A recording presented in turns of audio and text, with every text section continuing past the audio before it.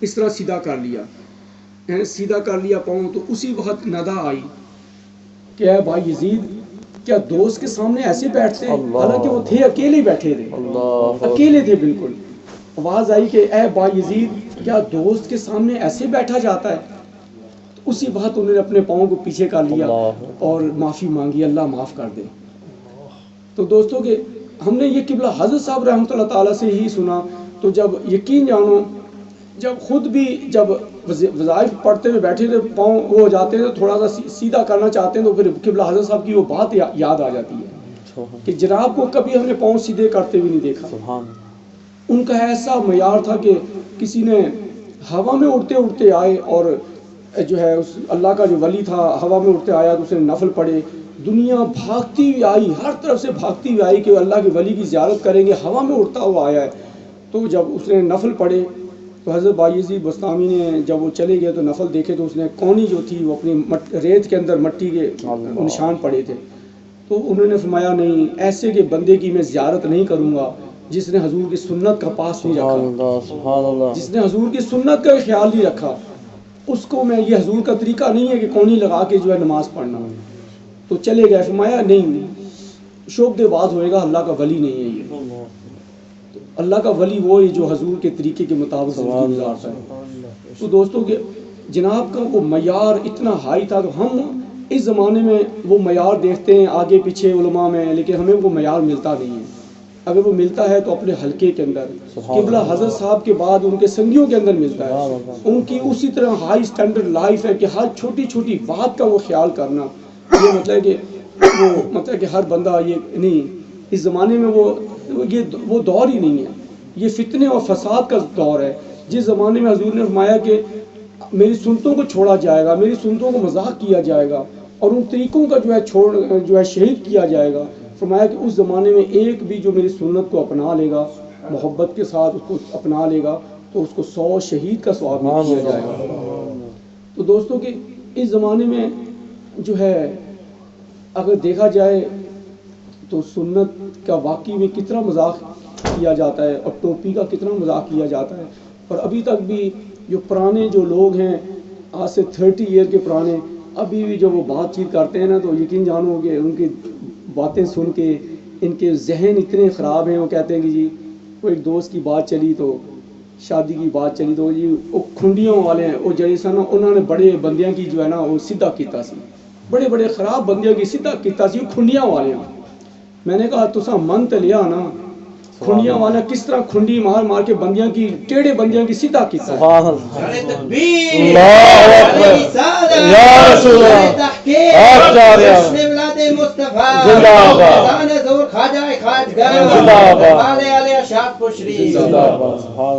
میں نے کہا مان تو لیا کہ ان کی کھنڈی نے کس طرح بندوں کو سیدھا کر دیا.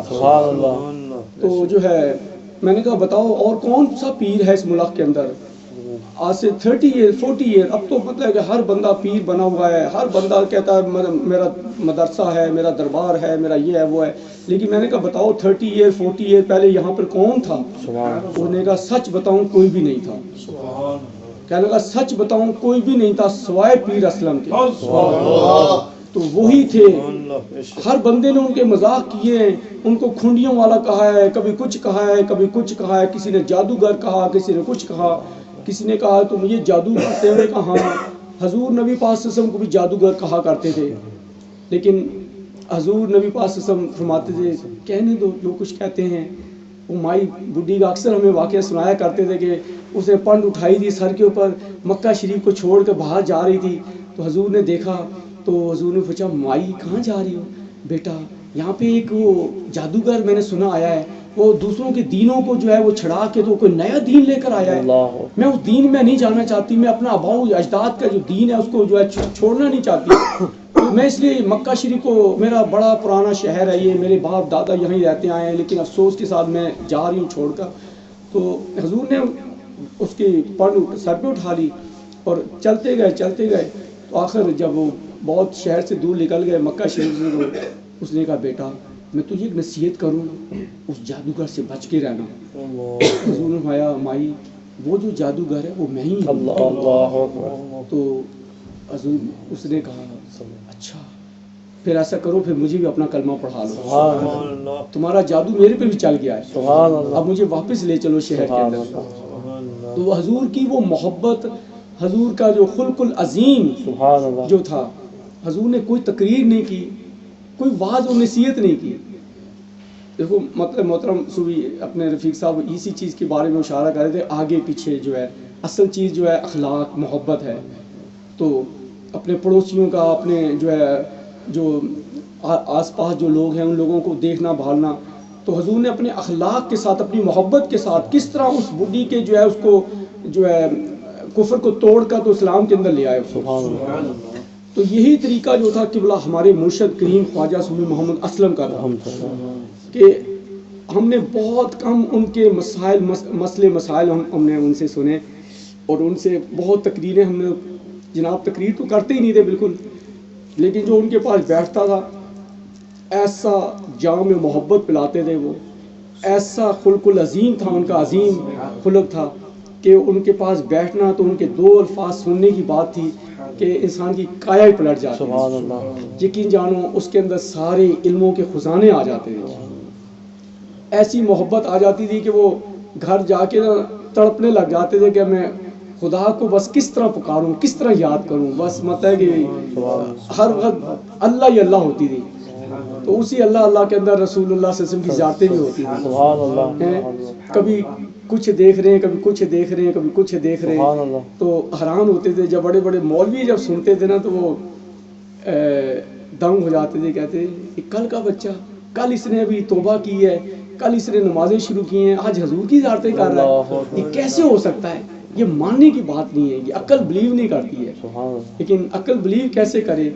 کرامت کہتے ہی اسی کو یہ ہے جس کو عقل بلیو نہ کرے، اللہ اکبر، وہی کرامت ہوتی ہے کہ جس کو عقل ہی مانے ہی نہ، وہ اس مقام پہ اس کو لے جاتے ہیں۔ سبحان اللہ، تو دوستوں کے انتہائی ہم خوش قسمت ہیں کہ اس مرد کامل کی ہمیں نسبت ملی ہے، صحبت ملی ہے، اور حضور نے فرمایا کہ جن کے ساتھ تم محبت رکھو گے، جن کے ساتھ تم اٹھو بیٹھو گے، تمہارا حشر انہی کے ساتھ کیا جائے گا۔ سبحان اللہ، تو پھر تم دیکھ لو تمہارے آگے پیچھے تمہارا دوست کون ہے، کون ہے تمہارا دوست۔ ایک صحابی رسول حضور کی بارگاہ میں بیٹھے تھے، تو ایک اور صحابی مدینہ منورہ سے مسجد نبوی سے باہر سے گزر رہے تھے، تو اس نے عرض کیا یا رسول اللہ میں وہ صحابی کے ساتھ میں بہت محبت کرتا ہوں اللہ کے لیے۔ سبحان اللہ، سبحان تو اللہ، حضور نے فرمایا کیا تم نے اس کو بتایا کہ وہ تم اس کے ساتھ محبت کرتے ہو؟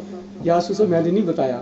فرمایا جاؤ بھاگ کے جاؤ اس کو بتا دو۔ اللہ، تو وہ بھاگتا ہوا گیا، پیچھے جا کے اسے روکا، سلام کی، اس نے کہا وعلیکم السلام ورحمۃ اللہ وبرکاتہ۔ تو اس نے عرض کیا اے میرے دوست میں آپ کے ساتھ اللہ کے لیے محبت کرتا ہوں۔ سبحان اللہ، تو حضور انہوں نے کہا کہ اللہ تجھے جزا دے، میں بھی تیرے ساتھ اللہ کے لیے محبت کرتا ہوں۔ سبحان اللہ، سبحان تو اللہ، واپس آئے حضور کی بارگاہ میں، حضور نے فرمایا ہاں اب تمہاری محبت ٹھیک ہے سبحان اللہ، جو ہے نا، اب اسے بتا دیا وہ بھی تمہارے ساتھ محبت کرتا ہے، تم بھی اس کے ساتھ اللہ کے لیے کرتے ہو، یہ قیامت کے روز کام آئے گی۔ سبحان اللہ، تو دوستوں کے یہ وہ محبت تھی صحابہ کرام کے اندر جو زمانے میں آج 15 سینچری کے بعد ہم وہی محبت لے کر آج یہاں پر بیٹھے سبحان ہیں، اللہ، اور ہمیں سب کو ایک دوسرے کا پتہ ہے ہم اللہ کے لیے ایک دوسرے کے ساتھ محبت کرتے سبحان ہیں۔ اللہ، کوئی میرا کوئی مطلب کہ صوفی نفیس صاحب کے ساتھ کوئی رشتہ نہیں ہے، صوفی شفیق ال کے ساتھ کوئی میرا رشتہ نہیں ہے، مطلب ہے کہ اور جو دوست ہیں ان کے ساتھ میرا کوئی کسی کے ساتھ کوئی لنک نہیں ہے۔ آج صوفی ندیم صاحب آئے ہیں ماشاءاللہ بڑے دنوں کے بعد، بچوں کے اندر ہی بہت بزی ہو گئے ہیں، ان کو فون پہ فون کر کر کے میں تھک گیا، لیکن پتہ نہیں فون بھی نہیں اٹھاتے۔ تو جو ہے بہرحال ان کے ساتھ بھی محبت اللہ کے لیے ہے۔ سبحان اللہ، اور کوئی سبحان فون اللہ، جب کرتا ہوں تو سبحان اللہ، کوئی یہ نہیں کہنا ہوتا کہ صوفی صاحب مجھے کوئی پیسے چاہیے، صوفی صاحب مجھے کوئی جو ہے نا کوئی چیز چاہیے، مدد چاہیے، کوئی مجھے مال کی زر کی ضرورت ہے، اس لیے صرف فون کرتا ہوں کہ دوستو ختم شریف میں آ جاؤ، سبحان اللہ، اللہ کے لیے بیٹھو، اللہ کے لیے عبادت کریں گے، اللہ اللہ کریں گے۔ سبحان اللہ، تو اکیلے کی عبادت اتنی قبول نہیں ہوتی جتنی مجمع میں جب انسان کرتا ہے کہ حضور نے فرمایا جب گول دائرے میں بیٹھ کے انسان ذکر کرتا ہے تو گول دائرے کے اندر اللہ کی سکینہ نازل ہوتی ہے، سبحان اللہ، رحمت نازل ہوتی ہے۔ تو وہ سکینہ جو ہوتی ہے وہ انسان کے قلبوں کے اندر ایسے ایک مستی پیدا کرتی ہے سبحان اللہ، کہ انسان کے اندر سبحان ایک کیف و مستی کے اندر ہی انسان کی جو ہے نا اس میں علم سارے اس کے اندر آ جاتے ہیں۔ تو اللہ تعالیٰ دوستو ہمیں استقامت کی دولت عطا فرمائے، جو کچھ کہا ہے اللہ تعالیٰ مجھ کو بھی ہم سب کو اس پہ عمل کرنے کی توفیق عطا فرمائے۔ وما علینا الا البلاغ۔ دوستو کھڑے ہو جاؤ۔